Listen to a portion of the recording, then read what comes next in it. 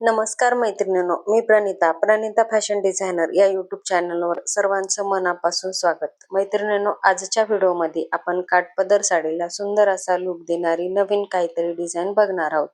तर बघा मैत्रिणींनो, ब्लाऊज पीसला दोन्ही साईडने काठ आला तर पाठीला आडवा न लावता आपण त्याच काठाचा वापर करून सुंदर अशी डिझाईन बघणार आहोत. मैत्रिणींनो, तुम्हाला ही काही नवीन शिकायचं असेल तर व्हिडिओ शेवटपर्यंत नक्की बघा आणि सुंदर अशी डिझाईन बघा. तर बघा मैत्रिणींनो, इथे आपण ही डिझाईन बनवण्यासाठी आपण पुढे 2.5 इंचाचा जो गळा घेतलेला होता तो गळा आपण इथे सरळ कट करून घेतलेला आहे आणि तोच आपण अस्तरवर आणि ब्लाऊजचा मेन कपडा दोन्हीवरही कट करून घेतलेला आहे. आता इथे छोटीशी बारीक लाईन आहे तर त्या लाईनवर आपल्याला हा अस्तर ठेवून घ्यायचा आहे आणि एक शिलाई टाकून घ्यायची आहे. तर बघा, जी लाईन आहे तर ती लाईन आपल्याला ब्लाऊजच्या मेन कपड्यावर दिसली पाहिजे. ह्या पद्धतीने आपल्याला इथे शिलाई टाकून घ्यायची आहे. शिलाई टाकताना एकसारखी शिलाई मार्जिन ठेवून शिलाई टाकून घ्यायची आहे, जेणेकरून गळ्याची फिनिशिंग बिघडणार नाही यासाठी. तर बघा, इथे एक्स्ट्राचा जो कपडा आहे तो कट करून घेतलेला आहे. तर इथे 2-3 ठिकाणी आपल्याला कट टाकून घ्यायचे आहेत, जेणेकरून कपडा व्यवस्थित असा पलटला जाईल यासाठी. आणि गळ्याचा जो कोन आहे तोही अगदी व्यवस्थित असा करून घ्यायचा आहे. तर बघा, ह्या पद्धतीने आपल्याला अस्तर आणि ब्लाऊजचा मेन कपडा व्यवस्थित करून घ्यायचा आहे आणि त्यावर आपल्याला एकसारखी शिलाई मार्जिन ठेवून शिलाई टाकून घ्यायची आहे. शिलाई टाकताना शिलाई इकडे तिकडे जाणार नाही किंवा अस्तरचा कपडा बाहेर येणार नाही याची काळजी घ्यायची आहे.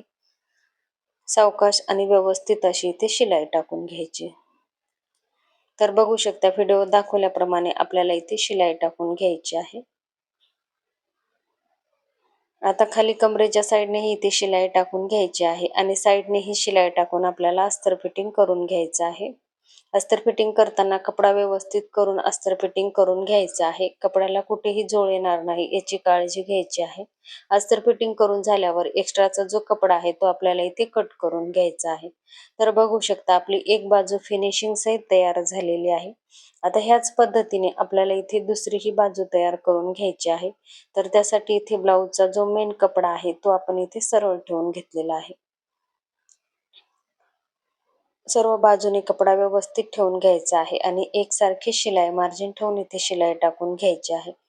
मैत्रिणींनो, आपण ब्लाऊज शिवताना ब्लाऊजला फिनिशिंग खूप महत्त्वाची असते. तर त्यासाठी आपण शिलाई टाकताना शिलाई इकडे तिकडे जाणार नाही व कपड्याला कुठेही जोळ येणार नाही याची काळजी घ्यायची आहे. तर बघा, इथे शिलाई टाकून झाल्यावर आपल्याला कपडा व्यवस्थित करून घ्यायचा आहे आणि त्यावरून एक दाब शिलाई देऊन घ्यायची आहे. मैत्रिणींनो, तुमच्या साडीला सुंदर असा लुक देणारी अगदी कमी वेळेमध्ये सिंपल आणि सुंदर आपण ही ब्लाऊज डिझाईन तयार करत आहोत. आता इथे कमरेच्या साईडने ही शिलाई टाकून घ्यायची आहे आणि सरळ आपल्याला उभी ही शिलाई टाकून घ्यायची आहे.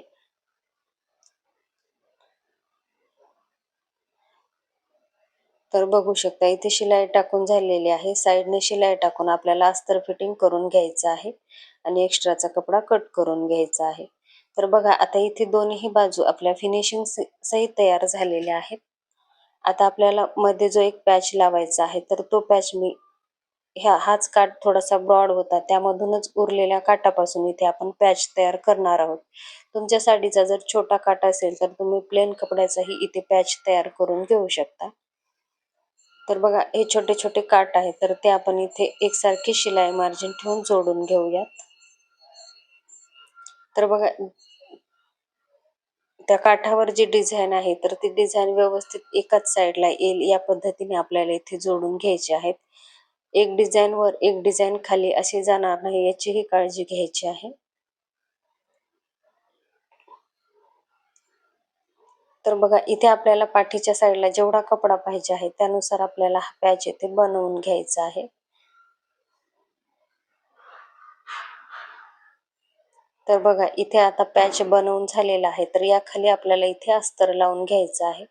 तर बघा, इथे मी अस्तरचा कपडा घेतलेला आहे आणि त्यावर इथे हा पॅच ठेवून घेतलेला आहे. आता एक्स्ट्राचा जो कपडा आहे तो कट करून घ्यायचा आहे. दोन्ही बाजूने शिलाई टाकून आपल्याला हा पॅच पलटवून घ्यायचा आहे. इथे सरळ शिलाई टाकून घ्यायची आहे, जेणेकरून हा पॅच आहे तो अगदी व्यवस्थित असा तयार होईल. तर बघा, इथे दोन्ही बाजूने आपली शिलाई टाकून झालेली आहे. त्यानंतर आपल्याला इथे हा कपडा पलटवून घ्यायचा आहे.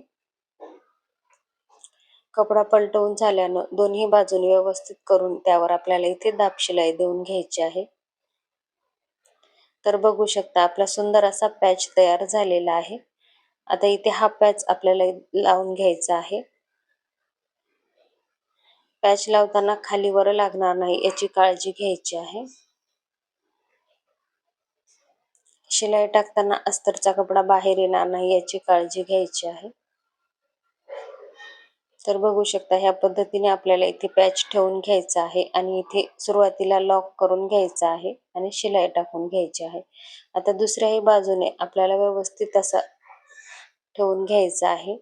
डिझाईन खालीवर होणार नाही याची काळजी घ्यायची आहे आणि आपल्याला गळ्यामध्ये जेवढं अंतर ठेवायचं आहे, गळा जेवढा ब्रॉड पाहिजे त्यानुसार इथे आपल्याला हा पॅच लावून घ्यायचा आहे. तर बघा इथे मी एक टाच पिन लावून घेते जेणेकरून हा पॅच खालीवर लागणार नाही आणि शिलाई सरळ रेषेत येईल यासाठी. तर बघा इथे शिलाई टाकून झालेली आहे आणि बघू शकता आपली सुंदर अशी डिझाईन सुद्धा तयार झालेली आहे. आता मध्ये जो एक्स्ट्राचा कपडा आहे तो आपल्याला इथे कट करून घ्यायचा आहे. आता इथे जी टाचपिन लावलेली आहे ती आपण काढून घेऊयात आणि खालच्या बाजूने एक्स्ट्राचा जो कपडा आहे तो इथे कट करून घेतलेला आहे.